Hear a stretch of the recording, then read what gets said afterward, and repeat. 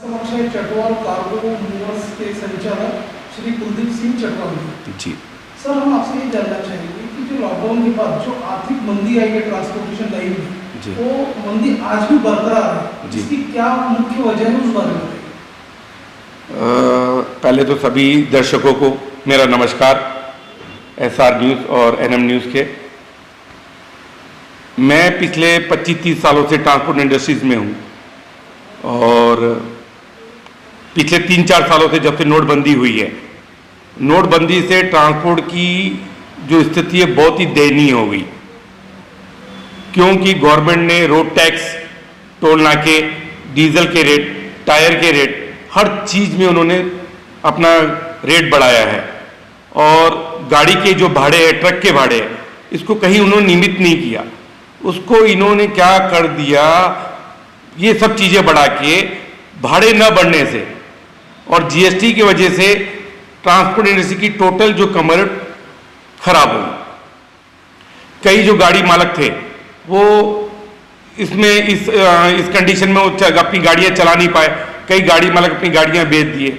जो थोड़े बहुत स्ट्रांग थे, जिनके पास थोड़ा बहुत पैसा था, तो वो इस इंडस्ट्री को उन्होंने अपनी संभाल के रखी, अपनी गाड़ियां संभाल के रखी। पर गवर्नमेंट की कुछ पॉलिसी की वजह से, जैसे रोड टैक्स हो गया, टोल नाका हो गया, डीजल का रेट हो गया, इन सब की रेट इंक्रीज की वजह से वो हालत इस टाइम बहुत ही बुरी और दयनीय है। और ऐसा ही रहा तो आने वाले समय में ट्रांसपोर्ट इंडस्ट्री का नाम टोटल नागपुर शहर से खत्म हो जाएगा। और हम इस टाइम में बहुत परेशान है। कोरोना के टाइम में अचानक एकदम लोगों को पता नहीं क्या लगा, जो हमारे ड्राइवर्स, कंडक्टर भाई लोग थे, जो हमारे पास गाड़ियां चलाते थे, कोई MP से था, कोई आंध्र प्रदेश से था, कोई UP से, कोई राजस्थान से था, उनको कोरोना बीमारी का एक भय इतना खतरनाक हो, मतलब उनके मन में भय बैठ गया, वो गाड़ियां छोड़ के चले गए। अब वो लोग दोबारा आए नहीं, तो 6-8 महीने 9 महीने तो नहीं आने की वजह से गाड़ियां वहाँ जहाँ की जहाँ वहीं खड़ी रही। उसका खड़ी रहने की वजह से तो कई बार गाड़ियों के किसी ने टायर चोरी कर लिया, गाड़ी का लावारिस गाड़ी देख के किसी ने सेल्फ, बैटरी, त्रिपाल, रस्सा सब चोरी कर लिया। अब गाड़ी मालक तो वैसे ही पहले से परेशान था, ऊपर से ये हादसा और गाड़ी वाले के लिए और दुखदायक हुआ। और इस टाइम समय में गवर्नमेंट ने भी कुछ भी ट्रांसपोर्ट इंडस्ट्री के तरफ, गाड़ी वालों की तरफ कुछ भी अपनी एक भी हाथ बढ़ाने की मदद नहीं करी।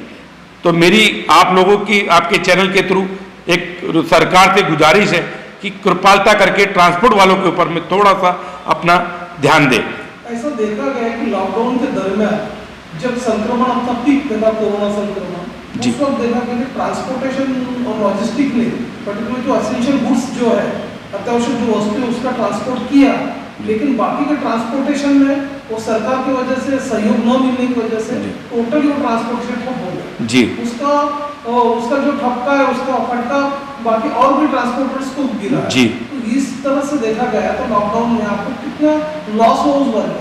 लॉकडाउन के समय ऐसा था कि सब जीवनानिक वस्तु जो थी, जैसे अनाज वगैरह, दूध, ये कच्ची सब्जियां, फल फ्रूट, गवर्नमेंट ने दवाइयां, मेडिसिन को चालू रखा।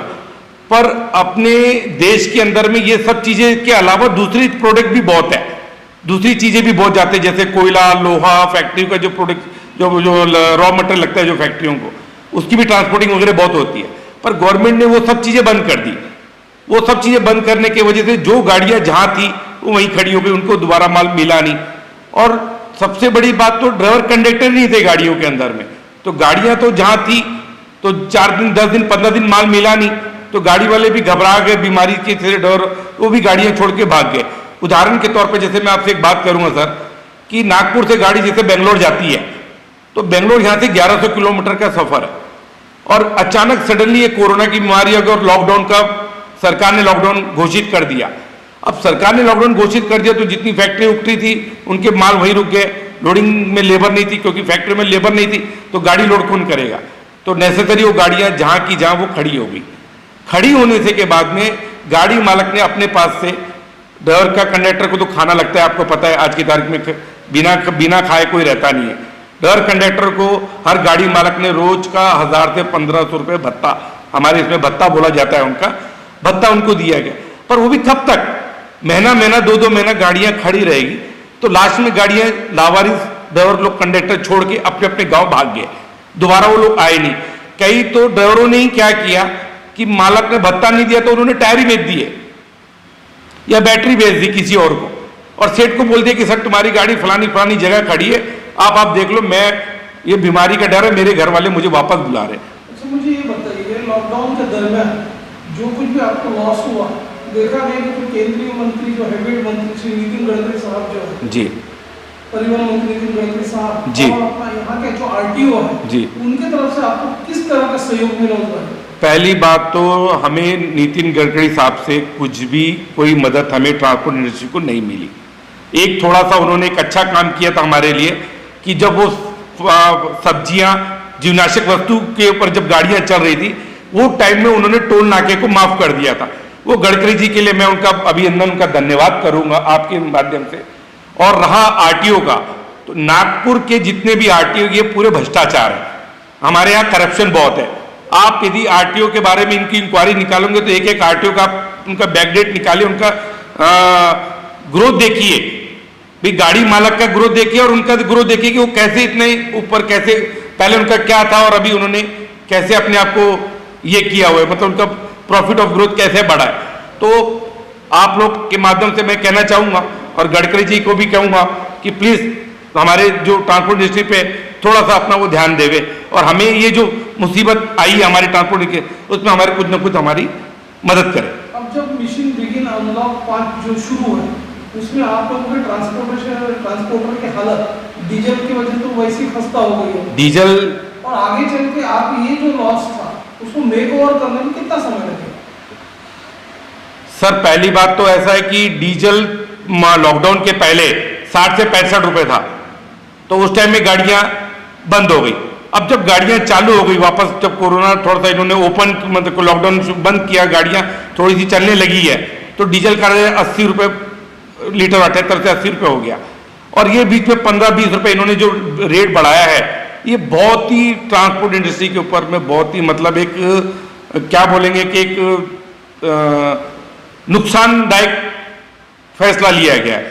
तो मेरी आपसे विनती है, आप लोग की चैलेंज से विनती है कि आप थोड़ा सा पेट्रोलियम मंत्री को में से हाथ जोड़ के विनती है कि मेहरबानी करके पेट्रोल डीजल को एक लेवल में स्थिर लाए, तो कम से कम हम ट्रांसपोर्ट इंडस्ट्री को बचाया जा सके। नहीं तो आने वाले कुछ समय के अंदर में 2-4 साल के अंदर में आपको ट्रांसपोर्ट इंडस्ट्री का नाम पूरा खत्म मिलेगा। ट्रांसपोर्टर की हालत टोटली खराब है जी, और आपको क्या लगता है कि ये जो सारी जो सिचुएशन है इसमें आपको सरकार ने कोई आर्थिक पैकेज देना चाहिए था? बिल्कुल देना चाहिए सर, बिल्कुल देना चाहिए सर। ट्रांसपोर्ट इंडस्ट्री देश की रीढ़ की हड्डी है। ट्रांसपोर्ट इंडस्ट्री नहीं रहेगी तो देश आगे नहीं बढ़ेगा। सरकार ने हमारी ट्रांसपोर्ट इंडस्ट्री की तरफ ध्यान देना चाहिए, हमारी परेशानी को अपनी परेशानी समझ के हमारा फैसला कुछ हमें मदद करनी चाहिए। जैसे वो सारे पैसे किसानों को जो पैकेज देते हैं और भी जो दुख तकलीफ के पैकेज देते हैं, तो ट्रांसपोर्ट इंडस्ट्री के उनको क्या तकलीफ है, उनको क्यों नहीं मदद करते? तो वो आपके चैनल से माध्यम से मैं उनसे हाथ जोड़ के सरकार से विनती करूंगा, बीजेपी सरकार, किसी की भी सरकार रहे, वो हमारी ट्रांसपोर्ट इंडस्ट्री पे अपना थोड़ा सा ध्यान दिए।